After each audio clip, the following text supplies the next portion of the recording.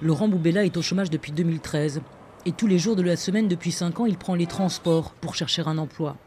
Jusqu'à peu, ses allers-retours lui coûtaient 2000 francs congolais par jour. Mais depuis le 4 mai dernier, c'est 1000 francs de plus qu'il doit débourser quotidiennement. Ces derniers temps, la vie est devenue très difficile parce que concernant les revenus, et ça ne me permet pas de faire mes démarches comme je l'ai fait. Et même maintenant, là, depuis que je suis venu, j'ai regardé mon poche, ça reste ne fût qu'un 500 francs qui peut me permettre jusqu'à ce que j'arrive à la maison.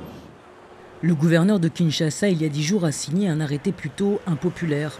Le tarif des transports a augmenté de 40%.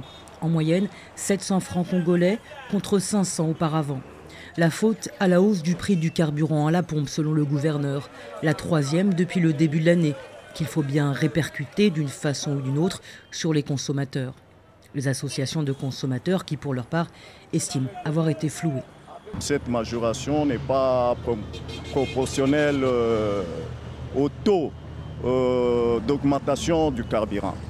Et nous constatons là que l'augmentation officielle, c'est autour de 40%, alors qu'il y a 6 ans, le carburant est monté de 10%. Et de rappeler la promesse du ministre de l'économie le 19 mars dernier. Joseph Kapika affirmait que la hausse du prix du carburant ne devrait avoir aucun impact sur le prix des transports. Les usagers ont depuis déchanté, d'autant que la nouvelle grille tarifaire n'est pas respectée par les chauffeurs. Pour une course de 650 francs, le client est obligé d'en payer 700, faute de petites coupures pour rendre la monnaie. Il n'y a pas de petites coupures à leur remettre.